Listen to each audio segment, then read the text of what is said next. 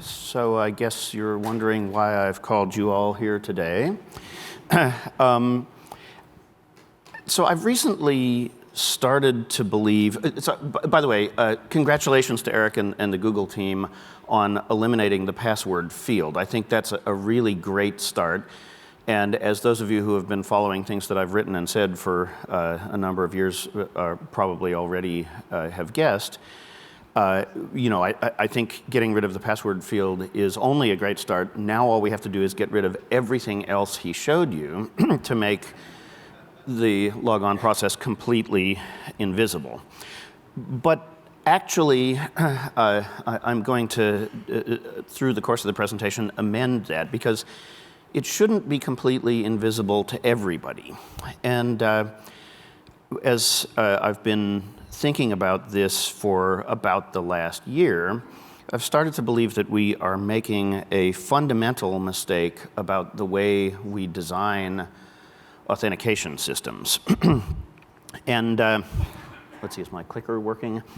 And it comes down to something that Ian said yesterday during his keynote. So I'll wait till they finish taking pictures of Ian here in the front row. What he said was, why do you hate your customers? And there's underlying that statement, there is an assumption. And by the way, this is a visual pun. Those of you who went to Catholic school will get it right away. The assumption is that our customer is the person whose face was in the little circle on Eric's and Pam's slides. And that would be true if authentication were a table for two. And by a table for two, I mean the legacy that the cryptographers, who, of course, being the son of a cryptographer, I blame for everything, had left us were really right. You could see this assumption, by the way, and we didn't set this up in advance. This was purely serendipity, so thank you, Pam, for serving up a softball for me. The cryptographers always tell us that the people in the security protocol are Alice and Bob. And you notice that in Pam's example, the person who was logging on to Hipster Bank was, in fact, Alice. And this is a really deeply embedded assumption as we start to think about designing authentication systems. We have Alice, and maybe Alice is the relying party, and we have Bob, and maybe Bob is the person who's logging on, and we are designing the user experience for Alice and Bob. So let's take a sort of a detour for a moment and think about where that leads us. So here is a house. It's meant to represent my house. It's not actually my house because my house, has trees in front of it, so it doesn't look like this. And let's imagine that I live in a bad neighborhood, which some people consider Texas to be, but you should visit. And I'm worried, right? So I want to get some form of security, and in particular, maybe I would like to have a dog who can alert me if something bad is going to happen. But there are, of course, lots of different kinds of dogs that you can get. How many of you have seen the pictures on the internet of the cubicle dogs that the groomers are creating in Japan? Yeah, a couple of you. The rest of you really owe it to yourselves to look at this. There are a lot of people who have more free time than we do.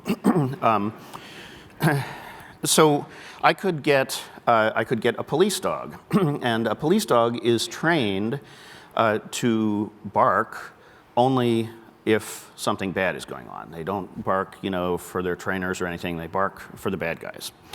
So that's pretty good. I could get a watchdog. A watchdog is a domestic pet. It'll bark if there's somebody trying to break into your house. It'll also bark when you come home in the evening because it likes you. Or you could get the dog that I actually have, which just barks all the time.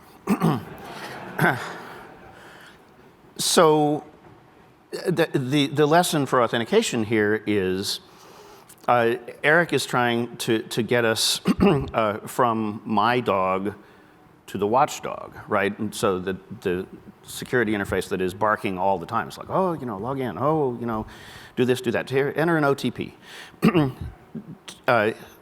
And so Eric is going to eliminate the barking all the time, and instead is going to give me the watchdog that will bark at intruders, but it'll also bark at me, right? So I walk up to my computer, and it says, log in, right? Well, no, we don't want me to log in. We want the computer to recognize me without me having to log in so that user experience goes away.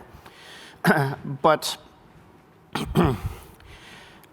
Josh Alexander, who I think has now left and gone back to Austin, has already told us why even the watchdog is doing something that in the end isn't good for us. So how many of you have seen Josh do his repetition poisoning talk? A few of you, okay. So, so the repetition poisoning sequence goes like this. I've got a couple of words that I'm going to give you.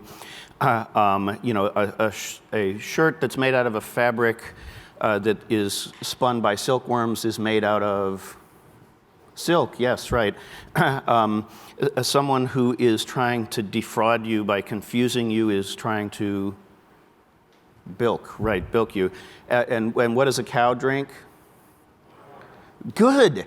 All of you who, right, so you're supposed to say milk, right, because you're just used to responding to these kinds of challenges and patterns get ingrained in your memory. Josh's point here is that when you confront users with authentication challenges, at times when nothing bad is going on, you are basically training the user to enter his password or to enter his OTP or to tap his phone whenever he's asked to, right? Oh, enter your password. Oh, I will enter my password, right? And it doesn't matter whether you're entering it into the real login form or something that's been served up to you by the fish.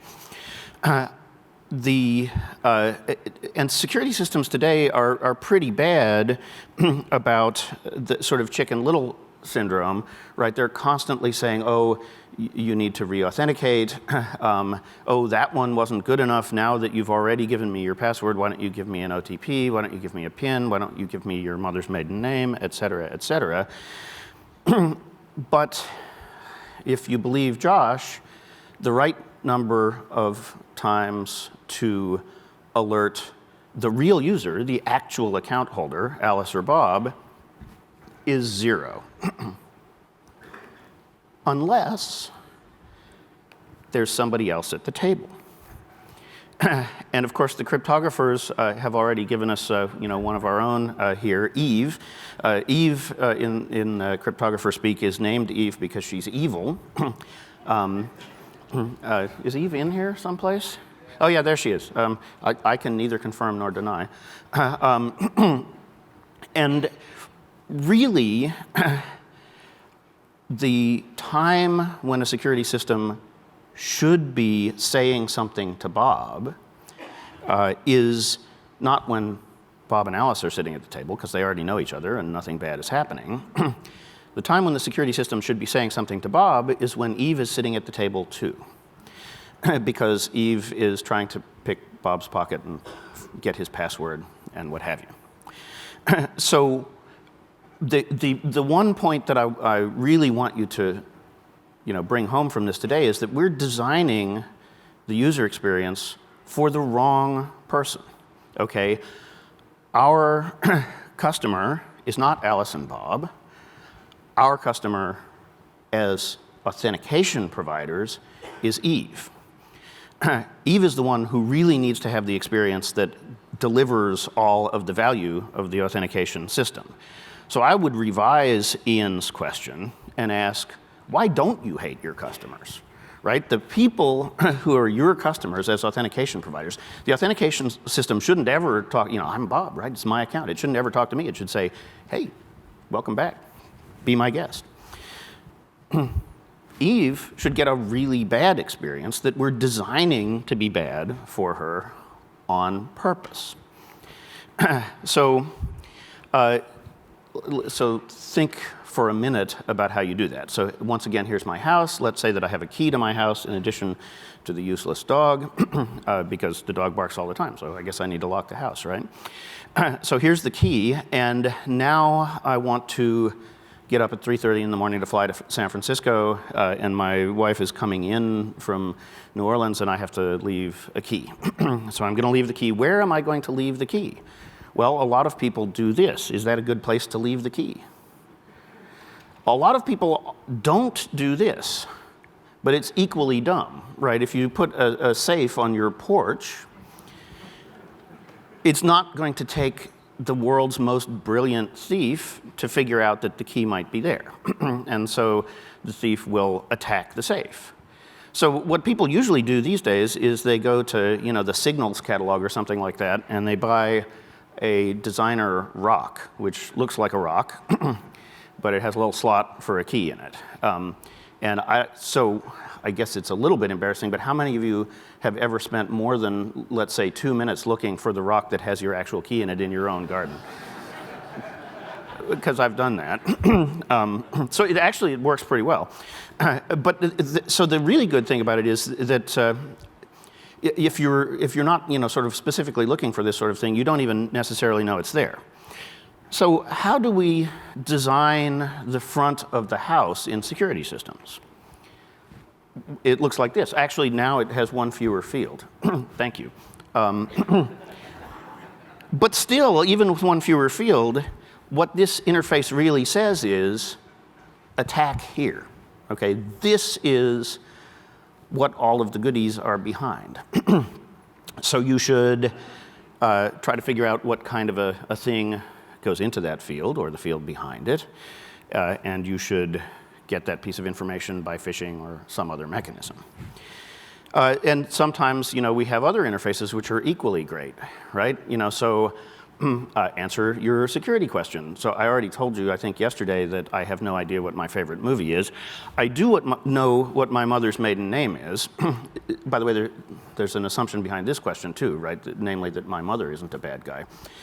It's true for me, maybe not for all of you, I don't know, it's a little personal question.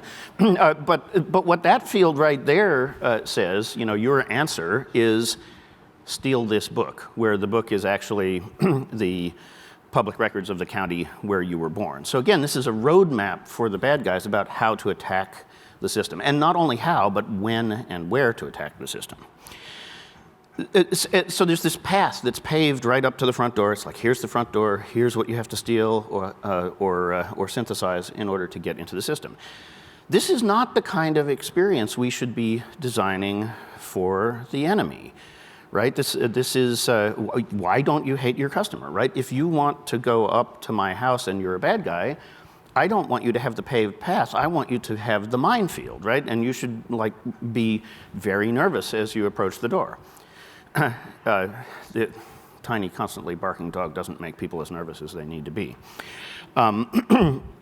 So what we need to stop doing is we need to stop designing an interface that says, oh, you want to transfer some money, enter your passcode. And instead, we need to do something a little bit like what more and more services are actually doing, right? So as soon as the bad guy or I begin the operation that would transfer the money or do something else consequential, I should get a message on my actual device, because now Eve is at the table, right? Eve is trying to transfer money out of my account. So the system should be telling me, Bob, Eve is trying to transfer this money out of your account somewhere else. Now, this experience is pretty good. I actually have this experience from American Express. As soon as I signed up for Apple Pay, I started getting notifications every single time an American Express transaction hits. Happens very fast. It usually happens before the waiter comes back with my credit card when I make physical credit card purchases. But what this experience doesn't have is a little button that lets me say, excuse me, that's Eve, it's not me. And that's really what we want, right? We want the user experience to be a table for three.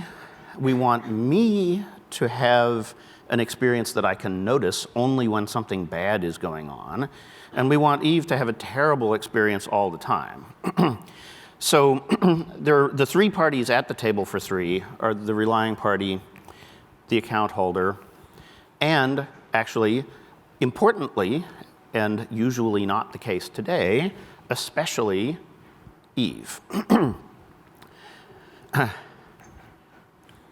So what I'm encouraging us to do is, I don't want Eric to stop designing for me. I use Google services a lot. The interface gets better and better over time. Took a little detour through Google+, but we saved the good parts of that and got rid of the rest. But I do want us to pay a lot more attention to designing for the enemy. So what do we want design for the enemy to look like? We want the enemy experience to be one of confusion and expense and difficulty. So we want the enemy confronting our interfaces to say, what is going on here? There's there's a variety of ways that you could approach doing this. So you look at the login interface. Why does the login interface always show up at the same point in the interaction?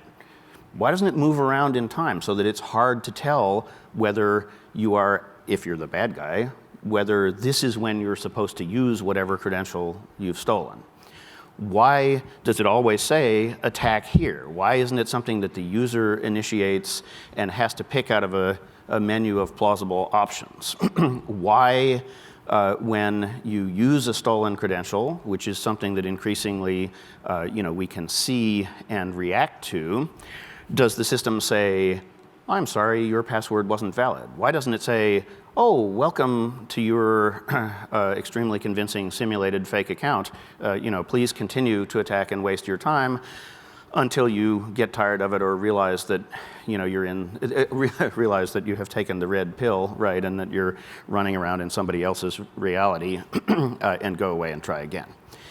There are all kinds of things that I think with a little bit of cleverness we can do to design an experience which is disorienting and expensive and annoying for the bad guy if we just realize that bad guy user experience is a design goal and stop concentrating only on the people who are paying us money instead of stealing it from us. So the experience for the end user, I continue to believe that the right goal for the account holder is either an experience of danger. This is the text message that I get. Hey, Bob, Eve is sitting beside you and trying to pick your pocket. Or, in almost all cases, the experience for the account holder should be nothing. I just do what you want on your account, right? It's clearly you. Eve has, gotten up from the table to go, rob somebody else. You're fine, keep going, don't worry about it. But importantly, we do more and more. So what we've been focusing on until recently is allowing the user to say, yes, that's me. Yes, that's my password. Yes, that's my credential. I have my little annoying device that I have to carry around. I remember my mother's maiden name. All of that is extra work that we should be imposing on the bad guy instead of on the good guy. Instead, we should just let the user say no when something bad is going on. That's all I have for you today. Thanks very much.